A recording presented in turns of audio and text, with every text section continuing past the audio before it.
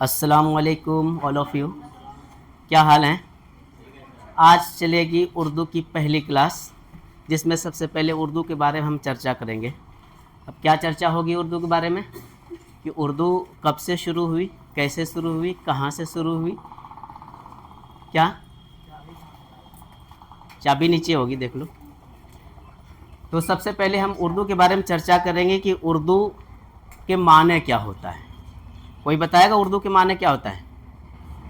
उर्दू के माने लश्कर। उर्दू के माने क्या होता है?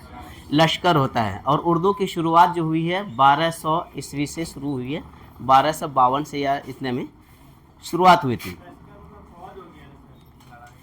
अच्छा, टोटल बातें बताऊँ क्या? उर्दू के माने लश्कर होता है, लश्कर के माने फ़ौज।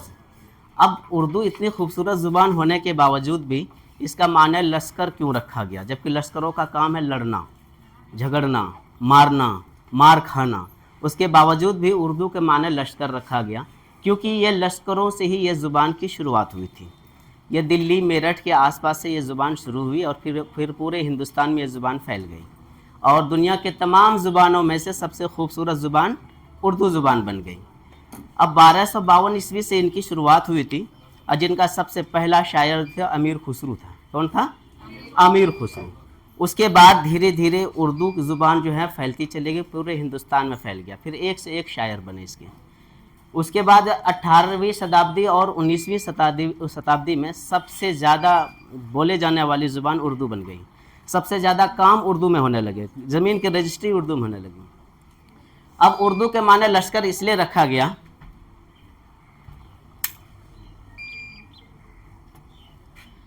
उर्दू के माने लश्कर इसलिए रखा गया क्योंकि ये ज़ुबान लश्कर से स्टार्ट हुई थी। पहले ज़माने में विदेशियों की हुकूमत थी, यहाँ पर मुग़ल की हुकूमत थी।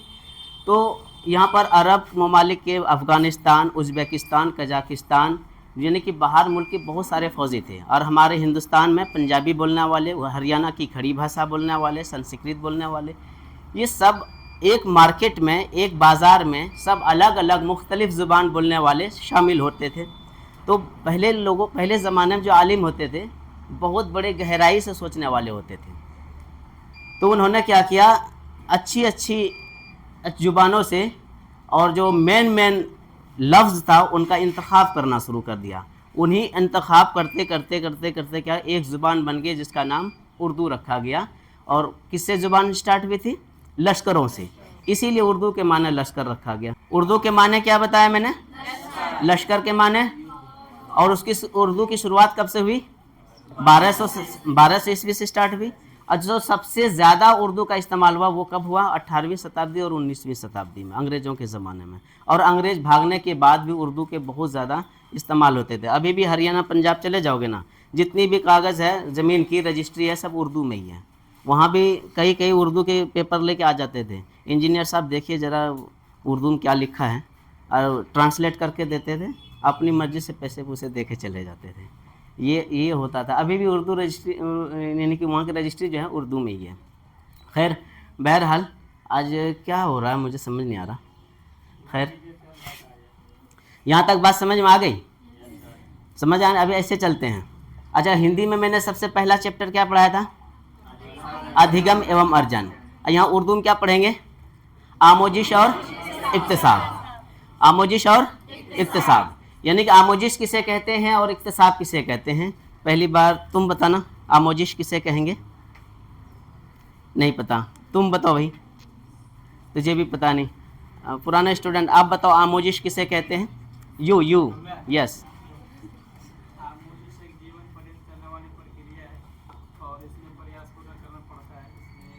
अच्छा, ये हिंदी क्लास हो रही, उर्दू क्लास हो रही है? जीवन पर्यंत तो उर्दू हिंदी में बोलोगे। चलने वाली प्रक्रिया है, अमल है, इसमें प्रयास पूरा करना पड़ता है, लेकिन औपचारिक रस्मियत तरीके से इसमें अधिगम इन भाषा को सीखा जाता है। यानी कि उर्दू हिंदी सब। बात ये भी है ना, मैं पढ़ा भी तो रहा मिला जुला के ना, तो तुम्हारी क्या खता है? आमोजिश वो ज़ुबान है जो मुसलसल ताउम्र चलने वाली ज़ुबान होती है, पूरी ज़िंदगी तक चलती है, जब तक उम्र रहेगी तब तक सीखने की चीज़ें बाकी रहती हैं। और इक्तिसाब क्या होता है? ऐसी ज़ुबान जो अपने आप घर परिवार मुआशरे में रहकर जो ज़ुबानें वो बच्चे सुनते हैं वही ज़ुबान क्या होता है अपने आप सीख लेते हैं। ऐसे ज़ुबान को हम क्या कहते हैं? इक्तिसाब कहते हैं। अब ज़ुबान किसे कहते हैं? बोलियों के मजमुए को हम क्या कहते हैं? ज़ुबान कहते हैं। बोलियों के मजमुए को हम क्या कहते हैं? ज़ुबान कहते हैं। अब ज़ुबान की कितनी सूरतें होती हैं? ज़ुबान की कितनी सूरतें हैं? क्या क्या है? ज़ाहिरी सूरत और मानवी सूरत। ज़ाहिरी सूरत किसे कहते हैं? जो अपनी बातों को, अपनी अल्फाजों को खूबसूरत तराकीब से बयान करे, ऐसे ज़ुबान को कौन सी ज़ुबान कहेंगे? ज़ाहिरी सूरत कहते हैं। जैसे कि अपनी बातों को कोई एकदम खूबसूरत अंदाज में कह रहा है, आप हमारे यहाँ आए तो बाहर आ गया, आपके आने से मेरे यहाँ पर खुशियों की झड़ी लग गई, खुशियों की बारिश हो गई, तुम भी फूले नहीं समाओगे। अंदर से वो सोच रहा कब जाए, या तुम सोच रहे हमारे वजह से यहाँ खुशी खुशी है और रह लेते 2 दिन, है नहीं? यह खूबसूरत तराकीब हुआ। दूसरी बात शायराना अंदाज, जिस तरह फिल्मों में हीरो जो है हीरोइन को इम्प्रेस करने के लिए गाना गा के करता है, वो कौन सा तरीका है? ज़ाहिरी सूरत है। और मानवी सूरत किसे कहेंगे? जिसका माने और मतलब से पता चलता है और उसको कोई मतलब नहीं है, खूबसूरत हो या कुछ भी। कई आदमी कहते हैं अच्छा आलो अच्छा कोई बात नहीं, खाना खा जाइए। ये कौन ज़ाहिरी सूरत है कि मानवी सूरत है? मानवी सूरत। अच्छा आप आए, मेरे घर में बरकत ही बरकत, एक आदमी का खाना बनाए थे, आप आए, आप भी खा लिए, वो भी खा लिया, बेचारे फुला दिया दम पूरा। ये कौन सी सूरत हो गया? ज़ाहिरी सूरत है नहीं? अब आगे क्या है कि चारा नहीं है कोई जलते रहने के सिवा, सांचे में फनाह के ढलते रहने के सिवा, ए शमा तेरी हयात फ़ानी क्या है, झोंका खाने संभलते रहने के सिवा। मौजों से लिपट के रहने वाले, तूफ़ान बला से नहीं डरने वाले, कुछ बस न चला तो जहाँ पे खेल गए, क्या चाल चले हो डूब मरने वाले। ये फ़ानी बदायूनी ने लिखा है। हालांकि ज़िंदगी की कहानी वो बता रहा है, लेकिन कौन सा अंदाज में बता रहा है? ज़ाहिरी सूरत में, शायराना अंदाज में, है नहीं? उसके बाद क्या है? सूरज हुआ मध्यम, देखो हीरो गाता है ना, सूरज हुआ मध्यम चांद ढलने लगा, मैं ठहरा रहा ज़मीं चलने लगी, सजना यही प्यार है। ये प्यार है? ज़मीं चलने लगी प्यार है? अरे भूकंप फिर पगले, उसको समझ नहीं आ रहा है, हैं? कहता सजना यही प्यार है। ये कौन सा अंदाज अपना रहा है? ये ज़ाहिरी सूरत। जितने भी गाना बजाना, कवाली हो, गाना हो, नात हो, या फिर शेर व शायरी हो, ये सब कौन सा सूरत है? ज़ाहिरी सूरत। अगर कह दो मैं तेरे लिए चांद तारे तोड़ लाऊंगा, फिर ये कौन सी सूरत है? ज़ाहिरी भी है और फड़ियाबाजी भी है। अब बाद में शादी ब्याह करी तो चांद ना कौन बोल लियो, बोला था अभी तोड़ियो, तो वही तो होता है ना। लव मैरिज जो करता है क्यों परेशान रहता है? वही यही वजह है कि पहले ने खूब डिंग डांग मारता, बाद में पता चलता कुछ नहीं। करोड़ों का बिजनेस है, बाद में पता चलता पकौड़ों का बिजनेस है? तो ये बात ज़ाहिरी सूरत में क्या होता है? आदमी अपने दिल दे बैठता है, एकदम सस्ती इतना महंगा चीज़ देता है, बाद में पछताना पड़ता है। चलो ठीक है, ज़ाहिरी सूरत समझ में आ गई ना? और मानी सूरत सिर्फ माने का पता चलता है और बाकी कुछ नहीं। फिर डिस्प्ले ऑन करूं, वहां से पंखा बंद कर दिया था ना?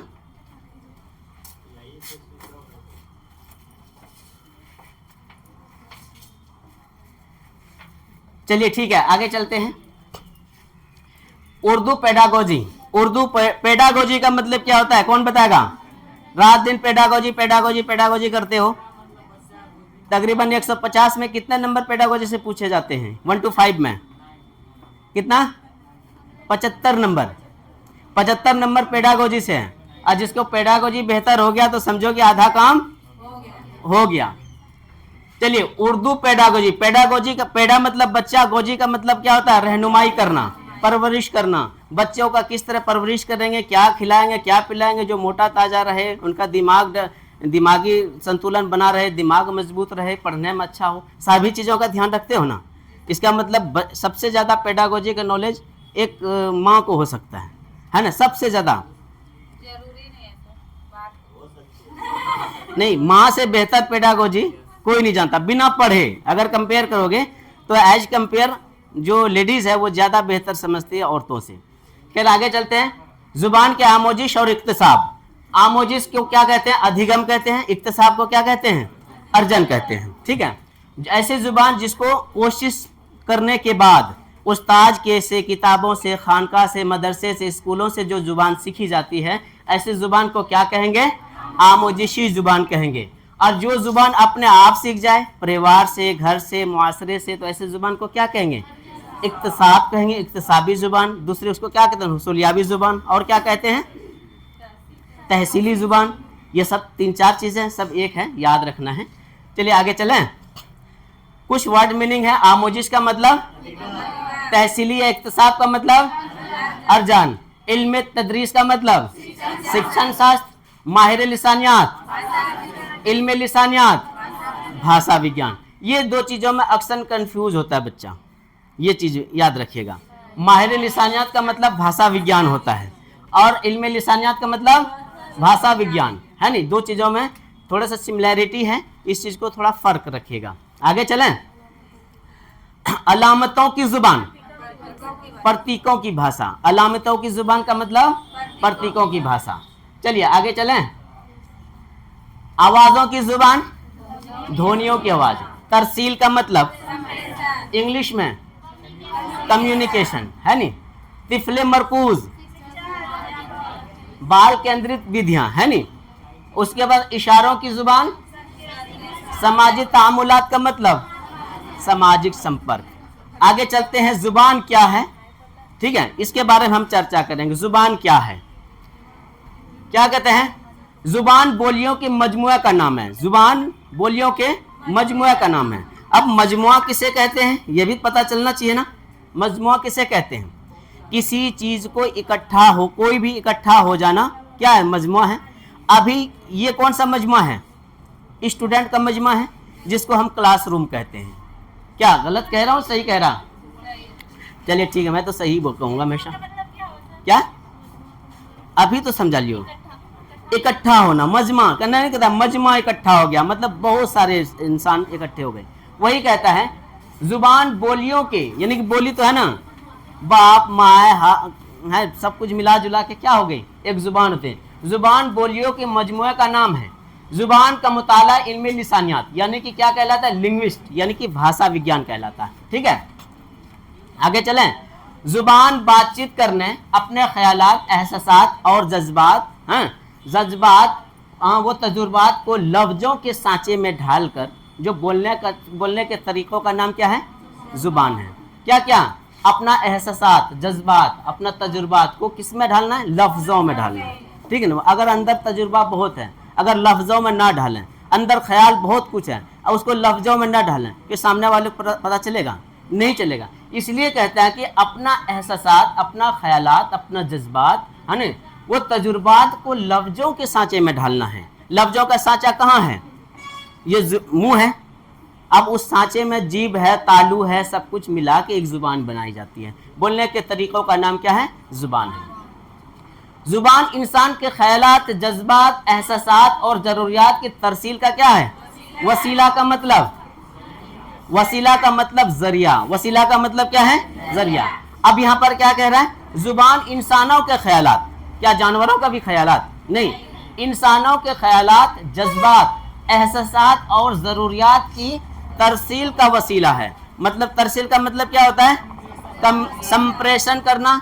इंग्लिश में क्या कहते हैं? कम्युनिकेशन, यानी कि आपस में जो बातचीत करते हैं, ये सब चीज़ किसका वसीला है?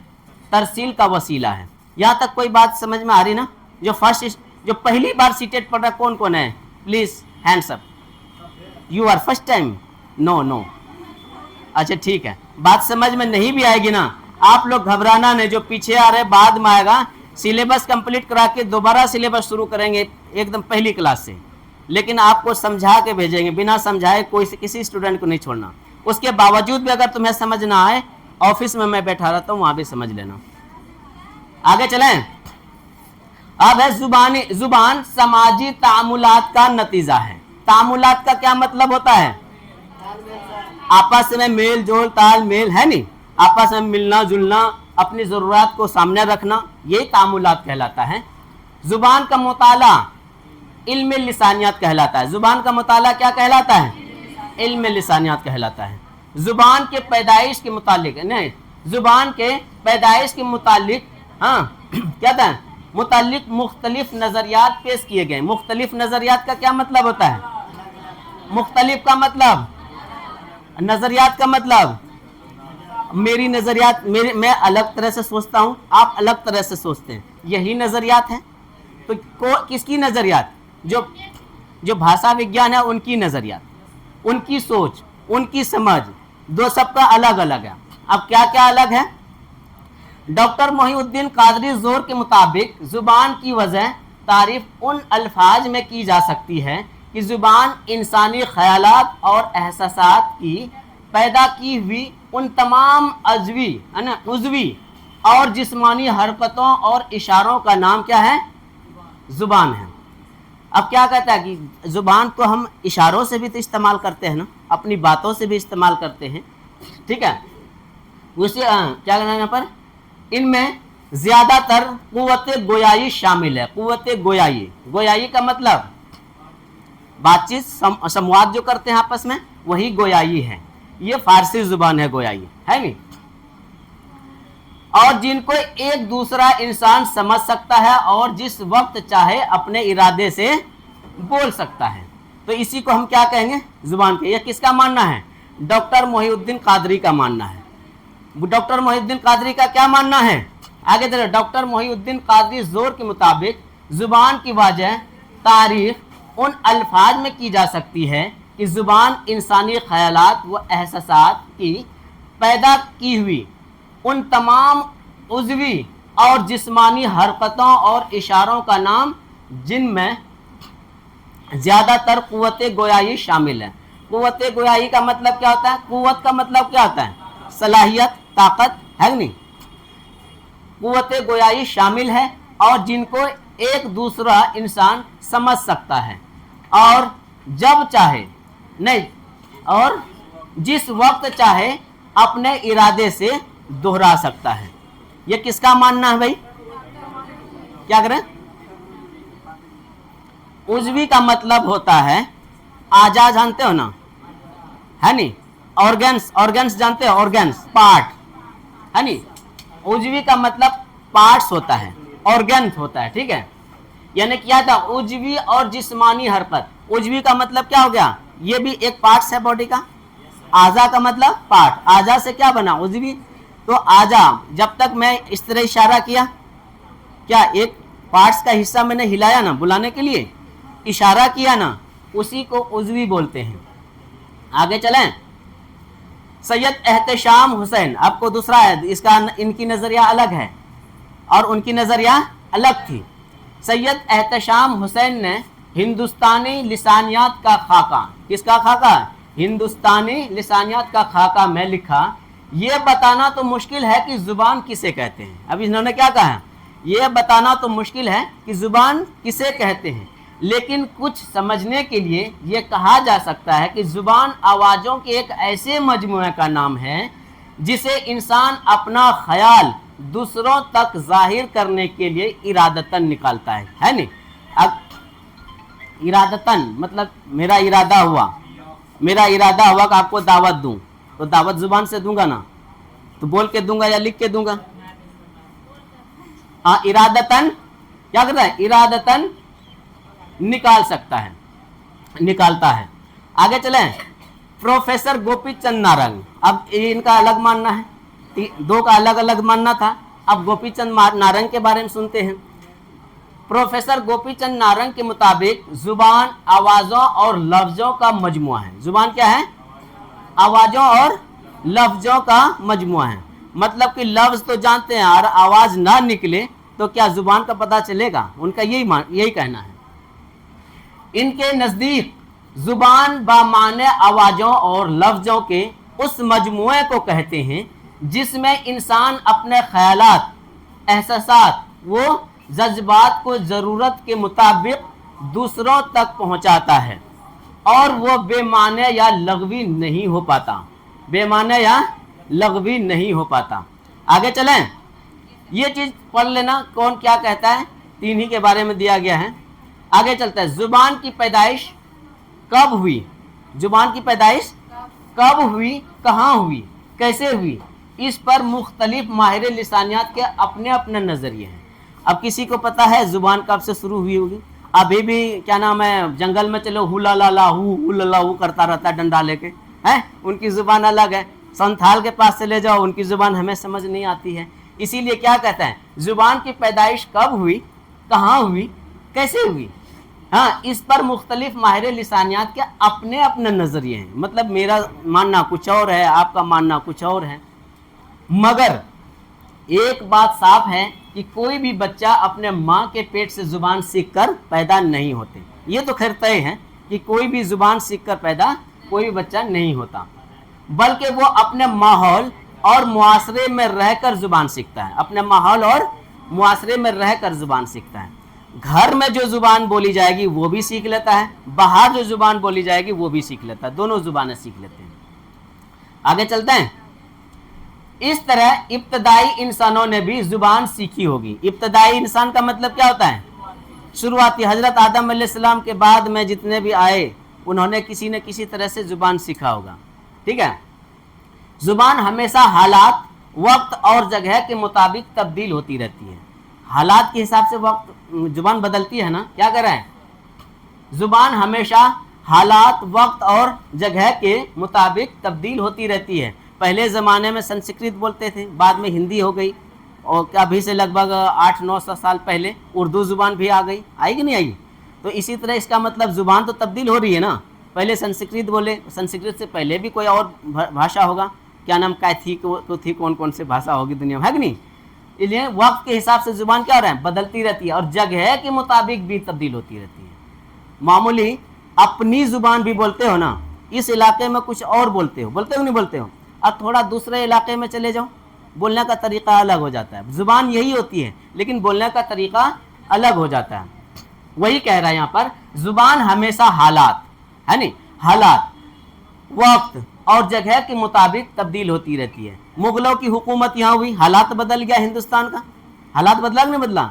हालात बदलने के बाद यहाँ पर बहुत सारे ज़ुबानें बोलने वाले एक जगह शामिल हो गए, तो क्या एक नई ज़ुबान पैदा हो गई जिसका नाम उर्दू रखा गया।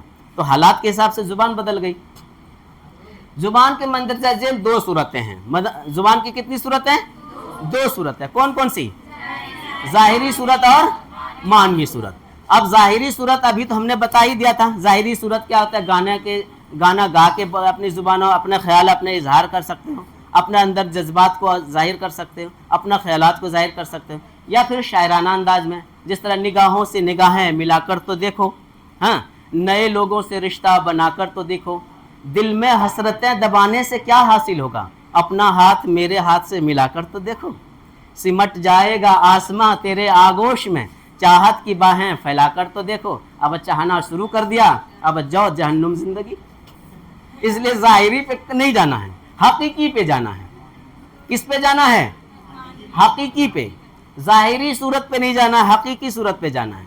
चिकारो चित्कारे सही और फेर लवली लगा एक दिन आलियो हमें तैयो गोरा ना होलियो, पसीना अभी लोग कितना होती है, पसीना अगर ना तो कुछ चमकती है। चलिए, ज़ाहिरी सूरत, अल्फाज का इस्तेमाल खूबसूरत तराकीफ, नज़्म व नस्र वगैरह से। नज़्म का मतलब जितना भी हो गया, आपको शायराना अंदाज हो गया, गाना, नात, नज़म, गीत, भोजपुरी गीत, ये सब नज़्म के तौर पर हुआ। और नस्र का मतलब कहानी के तरह, मेरी प्यारी बन्नो, मैं यहाँ पर खैरियत से हूँ, आप भी बाखैर होंगे, जब से तुझे देखा है मेरी नींद उड़ गई है, ये साथ तमाम चीज़ें खूबसूरत अंदाज में नस्र बता रहे हैं। ये तुम लोग उर्दू क्लास में आओगे ना, ये शेर गिदड़ कुत्ते सब चलेगा, टेंशन ना लियो, समझाने के लिए हो रहा है। ये नहीं कि मैं यहाँ पर मुशायरा करने आ गया हूँ। नज्म समझ में आ गया किसे कहेंगे, नज्म जो गा के पेश करते हैं, जो शायराना अंदाज में करते हैं उसे नज्म कहते हैं। जो कहानी के तौर पर खूबसूरत कहानी बना के पेश करते हैं उसको क्या कह देंगे, नस्र वगैरह। ये सब ज़ाहिरी सूरत है। ये कौन सी सूरत है, ज़ाहिरी सूरत है। अब मानवी सूरत, बसूरत, ये बसूरत लिख दिया, मानवी सूरत, इसमें अल्फाज के माने खूबियाँ बयान की जाती है। इसी अल्फाज के माने और खूबी बयान की जाती है और कुछ नहीं। खूबी का क्या मतलब होता है, हाँ, इसमें अल्फाज के माने और खूबियाँ, दो ही चीज़ बयान करना, कुछ नहीं। ये पंखा है, तूफान कंपनी का है, हवा देता है, 1-2 साल की गारंटी, बस हो गया काम खत्म। अब ज़्यादा नहीं देना कि इसमें पूरा। यहाँ तक बात समझ में आ गई? चूंकि जुबान जज्बात, ख्यालात और एहसासात का इजहार का जरिया होती है। क्या क्या? जुबान क्या होती है? अपना ख्यालात, अपना एहसासात, अपना जज्बात, यानी कि मनोम जे बात छो वही है ना, अपना एहसासात, अपना ख्यालात, है नी, इजहार का जरिया होती है। इसलिए जुबान की कैफियत कमोबेश, क्या ना, कमोबेश इंसान और जानवर दोनों में पाई जाती है। क्या जानवर में ये शय नहीं पाई जाती है? एक कौवा पकड़ लेना, एक कौवा देखेगा तो वो काई काई काई आवाज लगाता है ना, उसके बाद देखना कितने कौवे जुड़ जाते हैं, उसमें एक भी मैना रहता है क्या? नहीं रहता है। तो उनकी भाषा, मैना की भाषा अलग, कौवे की भाषा अलग, वो अपनी भाषा में दूसरे कौवे को बुला लिया, तो चारों तरफ राउंड काटना शुरू कर दिया। तो अब दूसरी बात, बकरी का बच्चा और गाय का बच्चा दोनों हैं। अगर बकरी का बच्चा मिमियाती है तो उनकी बकरी भागती है उसके पीछे कि मेरे बच्चे को क्या हो, इसका मतलब जुबान वो समझती है ना। अब गाय का बच्चे को कोई परेशानी आ गई तो कौन भागेगा? गाय भागेगी ना। तो इसीलिए क्या कहता है कि इनकी कैफियत कमोबेश इंसान और हैवान दोनों में पाई जाती है। पाई जाती है कि नहीं पाई जाती है? मगर इंसानों में यह शय बिल्कुल मुख्तलिफ अंदाज में पाई जाती है। शय मतलब चीजें, है नी, ये चीजें बिल्कुल मुख्तलिफ अंदाज। मुख्तलिफ अंदाज का क्या मतलब? अलग अलग अंदाज में। अभी देख लो, बात करते करते शायराना अंदाज में आ गया, बात करते करते गाने लग जाएंगे, बात करते करते गाली देने लग जाएंगे, बात करते करते रोने का अंदाज अलग बदल देंगे। हाँ, और ये अंदाज औरतों में सबसे ज्यादा पाई जाती है। वो रोएगी भी तो गीत गा के रोएगी, कत्ते बढ़िया चेले बेचारा मरी गे लगे। चलिए नहीं, मतलब रोएगी भी तो सिर्फ आंसू से नहीं, जुबान से भी रोती है औरतें, और सुनने में भी अच्छा लगता है। मरने वालों को भी लगता है नहीं ठीक ये कर ले, हमारा वास्तव कान अच्छे। अगर मरे हुए इंसान अगर कान में सुनाई देता होगा ना, सब मर्द से खफा होके ही वो कब्र में जाता होगा कि साला हत्या कर ले, कुछ कौन कान ले, कि आंखें तो बंद रहेगी, तुम्हारा आंसू कौन देखेगा। अब औरतों की आवाज तो वो सुनता होगा, अगर सुनाई देता होगा तो बल्ले बल्ले करते हुए कब्र में जाता है। हाँ, हमारे लिए भी रोने वाले थे, थैंक यू औरतें, थैंक यू। हाँ, रोता है, मर्दों के रोने में आवाज नहीं आती है, वो दिल ही दिल ज्यादा रोता है, उनके आंखों में आंसू भी जल्दी नहीं आता। कठोर नहीं होता है, कठोर नहीं, बल्कि यह है कि वो अपने दिल को समझा पाते हैं। चलिए आगे चलें। अच्छा, ये बात हकीकत है कि नहीं? कोई मर जाएगा, वहां दिल्ली से आएगा एकदम एरोप्लेन पे बैठ के एकदम आराम से, जिन है दरवाजा रलो तब छाती पिटाएगे माइयोगे। कंपटीशन, कंपटीशन कौन ज्यादा रोता है। अगर कम रोया तो प्यार कम करती होगी है, इसको बाप से प्यार नहीं था, उसके ये नहीं था, औरतें ही कहना शुरू कर देती है, एकदम रोने का कंपटीशन चलता है। अब कुरान पढ़े वक्ती में खाना है बना रह जाता। चलिए आगे चलते हैं। चूंकि जुबान की दो मफहूम है। मफहूम का मतलब समझ। जुबान दो तरह से समझते हैं। कितने तरह से समझते हैं? दो तरह से। पहला क्या है? पहली आवाज और दूसरे इशारा। पहली आवाज और दूसरा इशारा। वही कहता है यहाँ पर, चूंकि जुबान के दो मफहूम है। मफहूम का अंदर मतलब समझ, दो समझ है जो हम समझते हैं, पहली आवाज और दूसरा इशारा। हम किसी को अपनी बातों को किसी के सामने रखेंगे, या तो बातों से या फिर इशारों से, या बोलकर या फिर इशारा करके। ठीक है।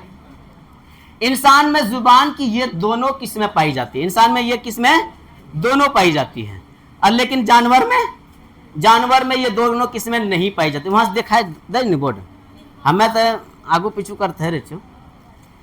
अच्छा ठीक है। जबकि जानवर में सिर्फ क्या होता है? आवाज का इस्तेमाल करते हैं। चलिए ठीक है, आगे चलूं। अब जुबान की तीन किस्में। जुबान के कितनी सूरतें हैं? जुबान की कितनी सूरतें? दो। किस्में कितनी? तीन। किस्में तीन और सूरतें? मंदरजा झेल में जुबान की कितनी सूरतें पाई जाती है? क्या लिखोगे? दो। ये मतलब मिस्टेक मत कर देना। और किस्में बोलिए तो तीन। पहला क्या है? पहला इशारों की जुबान। क्योंकि अभी भी आदिवासी आधी जुबान इशारे में ही करते हैं, है नहीं। दूसरा क्या है, आवाजों की जुबान, और थर्ड अलामतों की जुबान। इशारों की जुबान किसे कहेंगे, जो अपनी बातों को, अपने जज्बातों को, अपने ख्यालातों को इशारों में पेश कर दे, ऐसी बातों को क्या कहेंगे, इशारों की जुबान। ऐसी जुबानों क्या कहेंगे, इशारों की जुबान। जो अपनी बात, अपने ख्यालात, अपने जज्बात को अपने मुंह से आवाज निकाल के कहे, ऐसी जुबान को कौन सी जुबान कहेंगे, आवाजों की जुबान। जिस तरह तुम जवाब दे रहे हो, कौन से जुबान इस्तेमाल कर रही, मैं पढ़ा रहा हूं कौन से जुबान में, आवाजों की जुबान में, ठीक है। अब अलामतों की जुबान किसे कहेंगे, अलामतों की जुबान, अलामतों की यानी कि किसी निशान से, निशानदेही से पता चलता हो, वो अलामतों की जुबान है। अब मान लो बिहार में तुम्हारा खेत है, अड्डा दिया हुआ है, तोरा खेत हुन्ने, हमरा खेत हिन्ने, क्या बता रहा जी, अड्डा बता रहा ना, वो कौन सी जुबान हुआ, अलामतों की जुबान है। अब सड़क पे जा रहे हो, बीच में डॉट डॉट व्हाइट कलर का लगा रहता है, तो तुम इधर चलते हो ना, कोई किसी ने बता रहा है कि इधर चलना है, या लिखा हुआ है, उसी से पता चलता है ना। या फिर कोई मोड़ आया, यहाँ से रमकोल 1 किलोमीटर, तीर निशान लगा दिया, तो तुम रमकोल किधर जाओगे,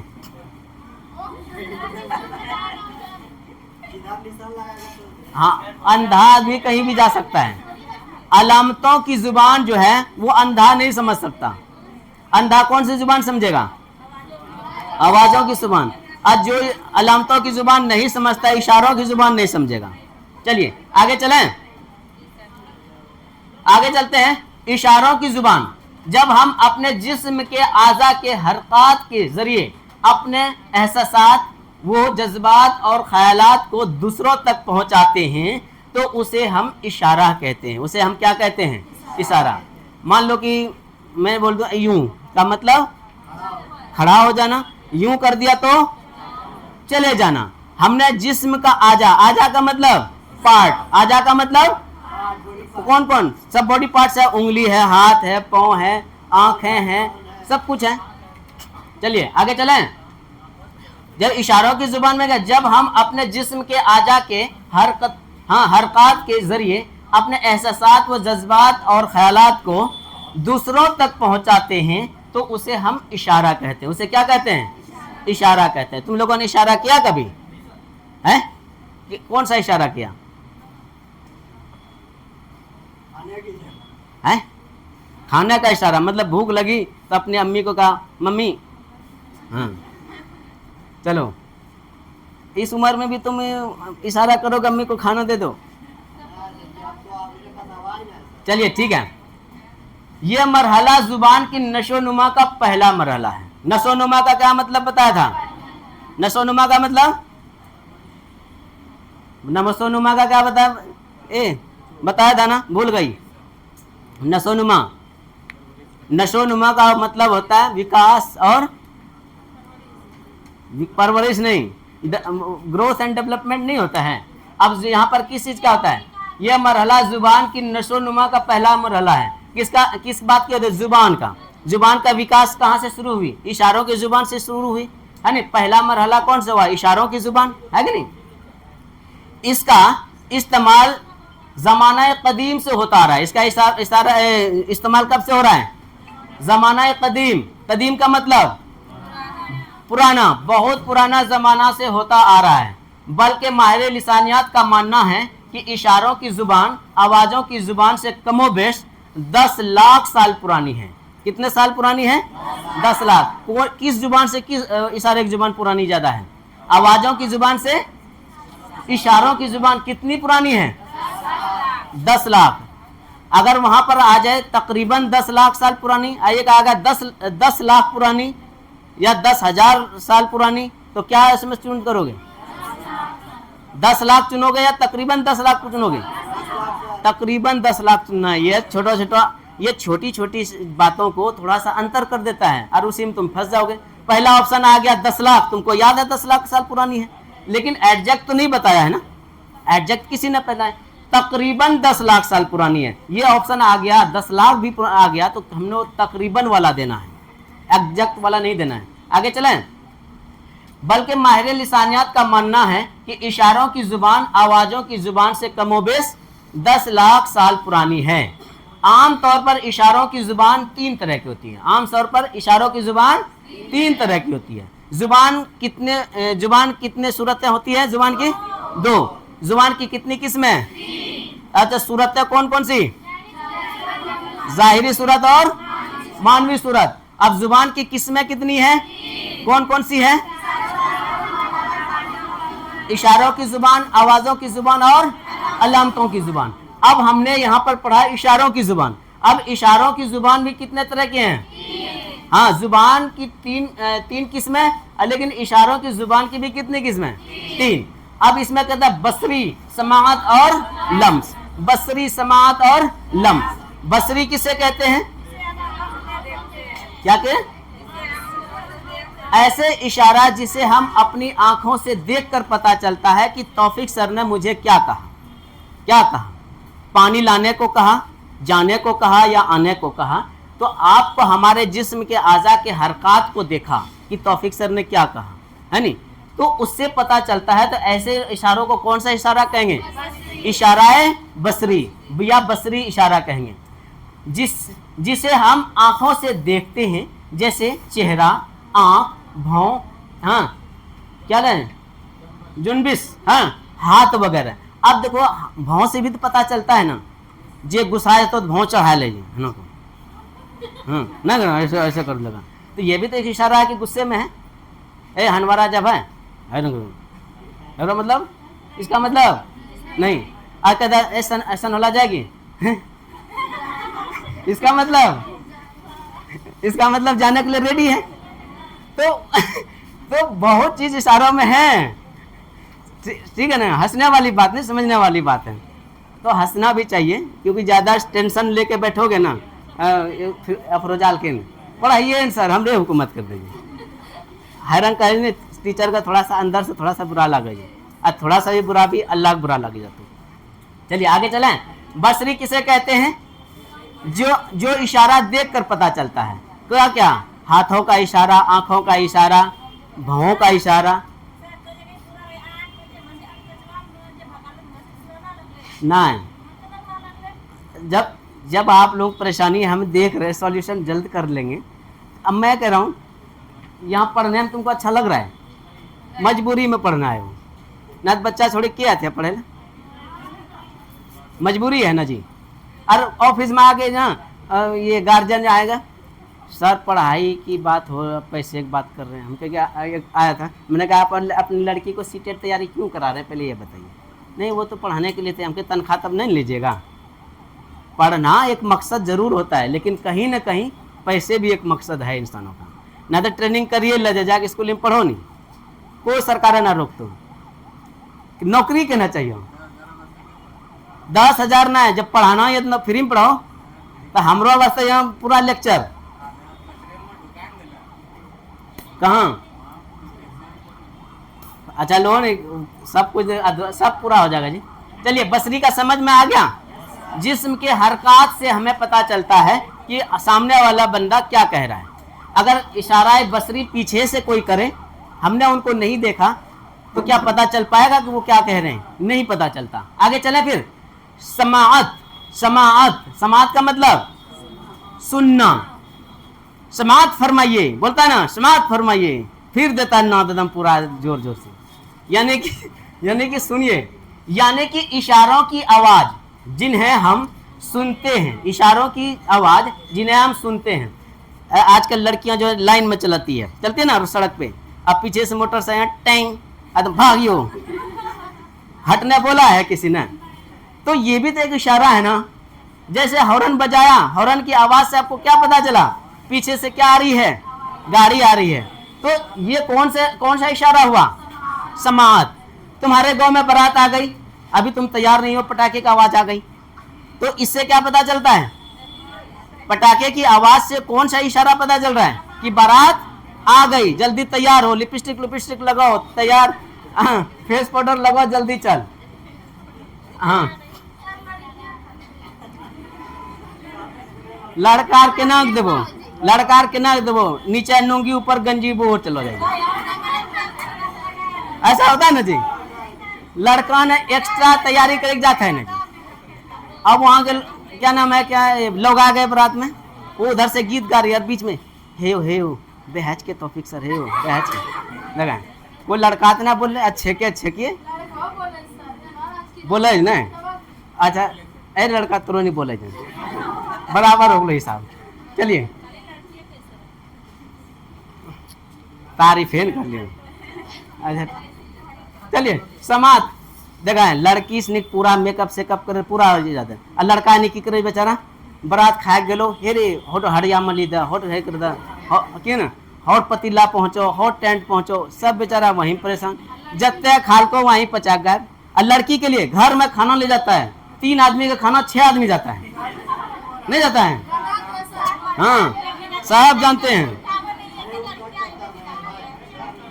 घर में क्या आदमी जो 3 आदमी, चौर दाग एक दला चो, सब्जियों डबल डबल।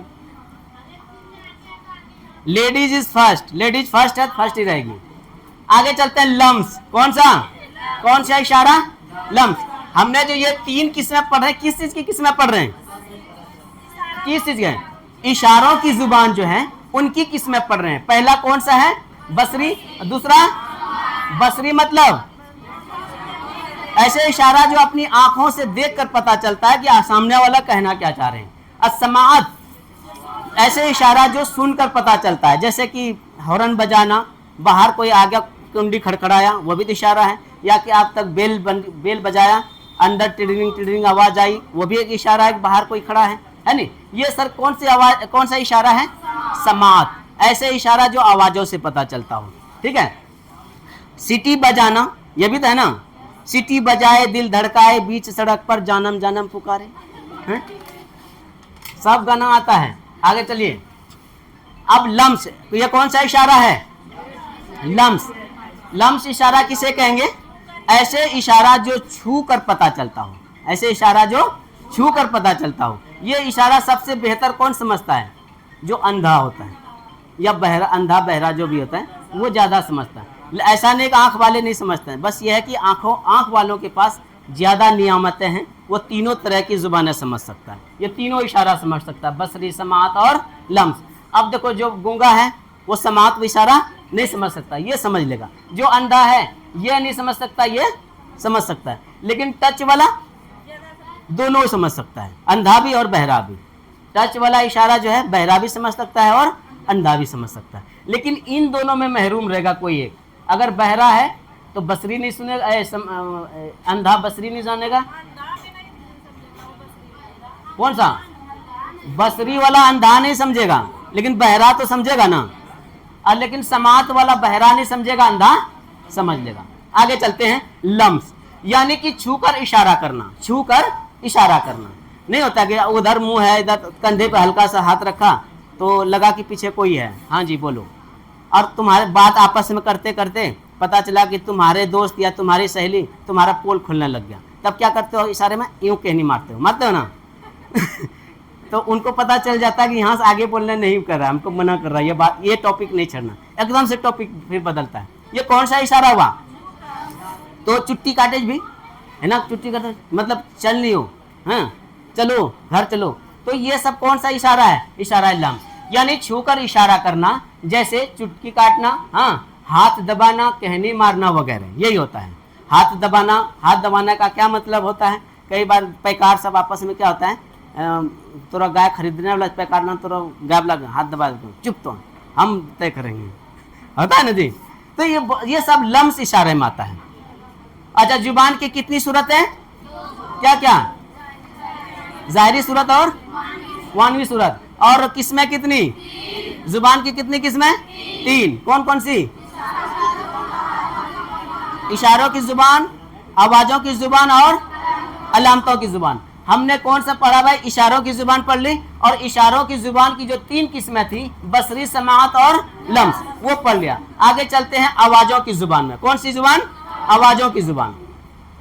इसका मतलब यह है, यानी कि आवाजों की जुबान, इसका मतलब यह है कि कोई इंसान दूसरे इंसान की आवाजों को सुनकर इसके माने समझता है, सुनकर माने समझता है। अभी तुम क्या कर रहे हो, सुन के माने समझ रहे हो ना, सुनकर जो सुना रहा हूं माने समझता है। और सीखता है। जुबान सीखना एक इक्तिसाबी अमल है। जुबान सीखना क्या है? एक इक्तिसाबी अमल है।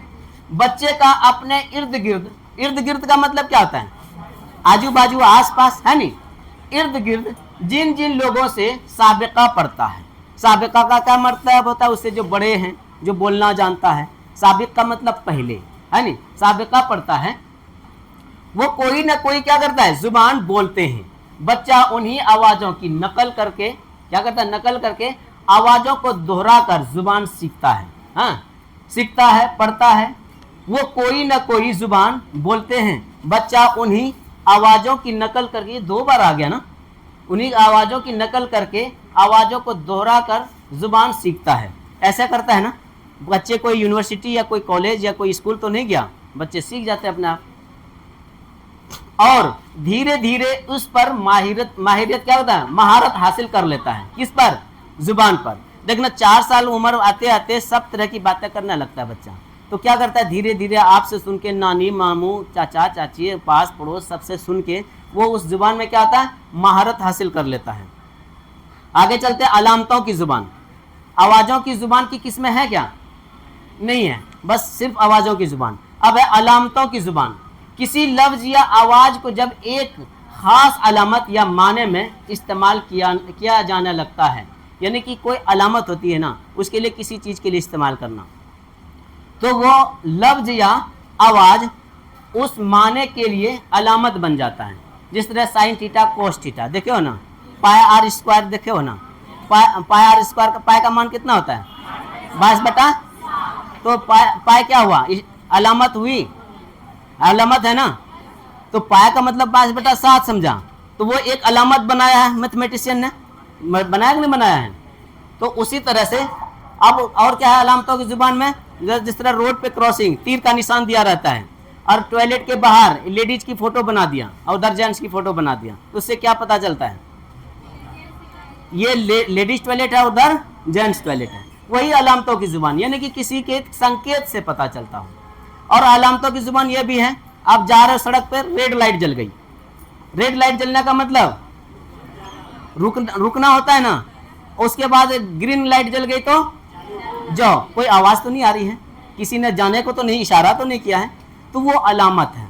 ये सारी चीज़ों को अब देखो, कुछ सभी चीज़ें हम नहीं बता सकते, पर कुछ चीज़ें हमने एग्जाम्पल दे दिया है। इसके मुतालिक आप सोचोगे तो दुनिया में बहुत सारी जुबान है जो अलामतों के इशारों से हम समझते हैं। आगे चलें। अब है बोली। क्या है? बोली। बोली हमेशा बेहतर बोलनी है। बंदूक की गोली वापस आ सकती है ढूंढने से, लेकिन एक बार जुबान गलत निकल गई ना, वो वापस कभी नहीं आ सकती। इसलिए हमेशा जुबान को बहुत तौल के बोलना है। बोली जुबान की इब्तदाई शक्ल होती है। बोली क्या होता है? जुबान की इब्तदाई शक्ल होती है। ज़्यादा टाइम तो नहीं हो गया फिर है? कितना हुआ? क्योंकि वीडियो भी लंबी हो जाती है। कितना हुआ टाइम? हुआ नहीं हुआ है? चल ठीक है, चलिए बोली चलते हैं। बोली जुबान की इब्तदाई शक्ल होती है। बोली जुबान की क्या होती है? इब्तदाई शक्ल होती है। जो हम अपने घर में जो भाषा बोलते हैं वो जुबान है या बोली है? बोली है, वो बोली है कि नहीं? जैसे जैसे इसका इस्तेमाल बढ़ता है, इसके तलफ़ुज़, लहजे और ज़ख़ीरे अल्फाज में क्या होता है? तब्दीली आने लगती है। जिस तरह जैसे जैसे बड़े होते हैं, पढ़ने लिखने लगते हैं, तो बोलने का अंदाज़ बदलने लगता है, उनके तलफ़ुज़ सही होने लगता है, सेंटेंस सही करने लगते हैं।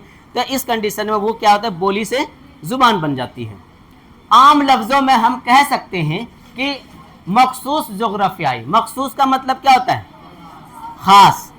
और जोग्राफियाई का मतलब, जोग्राफी तो समझते हो ना, भूमि, है नहीं? जोग्राफियाई हदूद में बग़ैर उसूल व कायदे के अवामी ज़रिया इजहार के लिए इस्तेमाल की जाने वाली बोली कहलाता है। जिस तरह हम लोग यहाँ पर छः भाषा बोलते हैं, कहाँ जा छा की करे, ये एक बोली है। तो ये एक महदूद है, एक लिमिट है ये एरिया।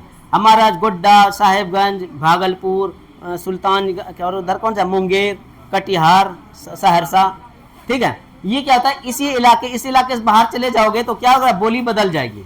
बदलती कि नहीं बदलती है? वही कहता है मखसूस जोग्राफियाई हुदूद में, हुदूद का मतलब एक हद में, ये एक हद बताया ना, इससे बाहर जाओगे तो क्या होगा, बोली बदल जाएगी। हद में बगैर वसूल, क्या हमारी जुबान की वो कोई वसूल है, इसका कोई वसूल नहीं है, बगैर वसूल वो कवायद के अवामी जरिया इजहार के लिए इस्तेमाल की जाने वाली भाषा ही बोली कहलाती है। यही कहलाएगी ना बोली। इसमें पढ़े लिखे अनपढ़ छोटे बड़े, हाँ कभी सभी होना चाहिए ना, है नहीं, यहाँ पर टाइपिंग में गलत किया है, सभी बिला झिझक क्या करता है, एक दूसरे से बातचीत करते हैं। देखना इसमें पढ़े लिखे छोटे बड़े सभी ये भाषा बोल देते हैं। वही कहोगे भाई उर्दू बोलो तो नहीं बोल पाएगा, इंग्लिश बोलो नहीं बोल पाते हैं। माहौल क्या कहता है, माहौल इलाका और तमद्दुन की तब्दीली से बोली भी बदलती रहती है। तमद्दुन का क्या मतलब होता है भाई, कौन बताएगा? तमद्दुन का मतलब बताया था ना। अब देख लो माहौल में भी तमद्दुन का मतलब क्या बताया था, भूल ही गया। कौम, कौमी, जिस तरह से अलग अलग कौम के अलग अलग भाषा बोलते हैं ना। आप एक ही गांव में देखना कि आपके मुस्लिम टोले में कुछ और भाषा बोलेगा, हरिजन टोले में कुछ और बोलने का तरीका अलग हो जाता है। जो पंडित का मोहल्ला होगा उनकी भाषा अलग हो जाती है, भाषा वही होती है, तो क्या होता है थोड़ी तब्दीली आ जाती है ना। वो कह की करे छो, हाँ हमरा ने की करे छे, तब्दीली आती है, ऐसी बात नहीं है। वही है तमद्दुन की तब्दीली में। दूसरी बात क्या है, अलग धर्म को मानने वाले वही भाषा बोलेगा, उनको बोलने का तरकीब अलग है। और हम लोग जो मुसलमान है वो अलग भाषा बोलेगा, जो पारसी है वो अलग भाषा वही है लेकिन बोलने का तरीका अलग अलग है। यहाँ पर चले जो अब मरवाड़ी के घर में है तो हनवरा में ना, देखना वो लोग अलग अंदाज में बोलता है, यही भाषा बोलेंगे लेकिन अंदाज अलग हो जाता है। वही कहता है यहाँ पर बोली का दायरा महदूद होता है, बोली का दायरा महदूद होता है। माहौल इलाका और तमद्दुन की तब्दीली से बोली भी बदलती रहती है, यानी बदलती रहती है। और वक्त के हिसाब से भी बोली बदलती है। पहले ज़माने में, पहले भी कहा था, पहले ज़माने में क्या कहता मयो, उसके बाद माँ, अब क्या हो गया मम्मी अम्मी बोलते हो ना। तो क्या वक्त के हिसाब से भाषा बदल रहा है ना, भाषा तो ये इस्तेमाल कर रहे हैं ना, लेकिन कुछ तब्दीलियाँ तो आती रहती हैं। आगे चलें, हो गया, चलो आगे चलें, क्वेश्चन आंसर कल कराएंगे।